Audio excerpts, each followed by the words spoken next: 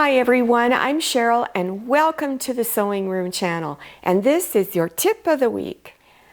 Here are some quilt blocks I've been working on for a quilt.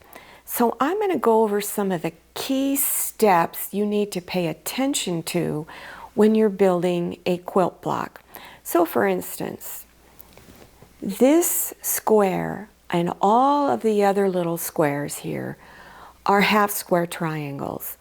So I made all of my half square triangles, and then I pressed the seams and then squared these squares to 6.5 inches square. If you don't take the time to square them up and make sure they are the correct size, you're going to have a problem stitching your blocks together. And then once your blocks are all together and this hasn't been squared, and then you go to stitch them to the other squares, your quilt is going to be lopsided and wavy and will not lay flat. So if you go to do your quilting stitches on a wavy quilt, you're probably going to get some stretching and tucks in there, and you're just not going to be happy. If you take a quilt that you've made to a long arm quilter to have them do the quilting stitches, they're going to have a difficult time putting it on their machine. They have all these rollers they attach it to, and your quilt's not going to lay flat for them either. They'll do the quilting stitches, but they'll notice it's not laying flat. One of the things I have the long arm quilters always tell me, when I put it on the machine, I don't have any trouble because it's very flat. And the reason is I square every step of the way. My quilt blocks, once I've attached 4 of these half square triangles, is supposed to be 12.5 inches. So I need to square this, make sure it's 12.5 inches. So I have a center seam here and a center seam here. So you need to have a center area that you can square things up at. So whatever size block your quilt is supposed to be, like remember, mine's supposed to be 12.5 inches at this stage in sewing it together.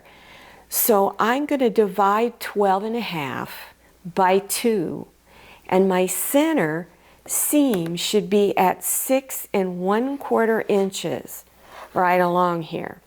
So I'm going to, hold on a second, let me get my ruler in the right direction. I've put these little post-its right here on 6 1/4 going this way and 6 1/4 inches going this way. And that's just to help me. So I need to put that 6 1/4 inch line here and make sure it's straight going this way. Also, make sure it's straight going this way. If you're having problems at this point, you can't get these lines to line up straight, then this block isn't made correctly. So if I were you, I would go check the width of your seams. They should be 1/4 inch wide. Some of your seams could have been too wide or too narrow. So you need to check that. Then, but if you are able to get this lined up properly, then you want to look around the edges. If you have any fabric sticking out, there's a problem over here. Or if there's not enough fabric, one area has it a little short. So you need to go to all of your blocks and make sure they're going to be at the right size. Then you would decide, am I going to cut all of them down to a different size because they're all wonky? Yes, you could do that if you wanted to. Years ago, I made a tutorial on a quilt that I was working on. And I hadn't been that much experience at making a quilt that was quite that complicated. Every block was different, and it was really a lot different than what I had been used to doing. So I made this tutorial on how to square a quilt block so that I could show beginners, maybe you are a beginner, on the process that you may have to go through to get your quilt to come together and be squared up as much as possible. So I really advise you to watch that tutorial because I show you how to get them all exactly to the same size. So that link is below your YouTube screen in the description section. So scroll down till you see the word more, click on it, and that section will expand open and you will see that link. This is a little tote bag I made. It's not fancy, it doesn't have any interfacing or inner quilting in it. I wanted just a quick bag that I could put together and just carry some of my projects in it. And I've put on these round wood handles. Now these wood handles come in a variety of styles. This one is stained already, so I really liked it. I didn't have to stain it myself. And I'm going to open this up so that you can see how I put it in. So here it is on the front. What I did was I took that fabric, folded it over the top, and the edges were turned under. I put my zipper foot on my sewing machine. Let me turn this so the camera can see it a little better. Put my zipper foot on this edge, moved the needle in the direction of where the wood handle was at. Now you don't want to stitch too tight close to the ring. Then you just stitch along here. Let me show you how to do one other type of wood handle. Now this one's not finished, so you would have to either stain it or paint it or whatever you wanted to do with it.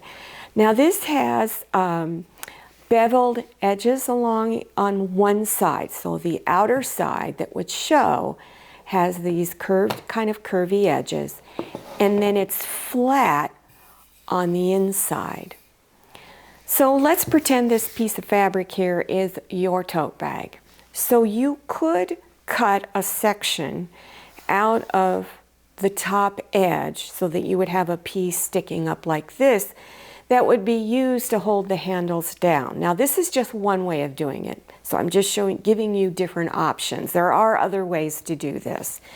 So then on the inside of your bag, you would put the beveled side of the handle down like this, and then your fabric would come over the top of it, and then you would fold your edges under and then stitch close to the edge. Now suppose this is the top edge of your bag, you don't want that other method I showed you. Then you can cut a piece of fabric out. It can either match the tote bag you're making, or it can be an accent fabric that's a completely different color, like putting maybe a denim piece on it.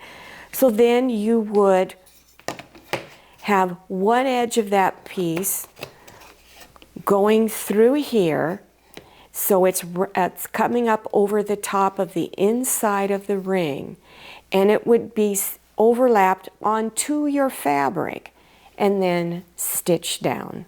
Here are some scraps that came from that quilt I showed you earlier in this tip of the week. And I have these narrow pieces from all of them. Now there was even more. Now you could, if you wanted to, take these and cut them into a specific size. You may want to make it into a quilt block that's 12.5 inches in length, or 6.5, or 8, or 3, whatever you want to do. And you can stitch them together. They could be all the same width or all just a little different. And you would just kind of keep repeating them till you got it to the size that you want. So you could use a 1/4 inch seam and stitch these together. Now you could make them just and make one pot holder, but you could use them to make a big quilt. So the type of quilt I'm talking about is a string quilt. So here is a block of strings, and then here's another one. So you could do this pattern. Every other block, you're twisting it.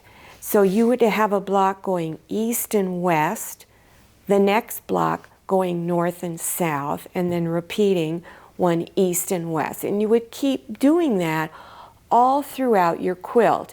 Now you could put 4 of these together, then put a border around it. It's called sashing, and attached using 4 together and attaching them with sashing in between. Or you don't have to use any sashing at all.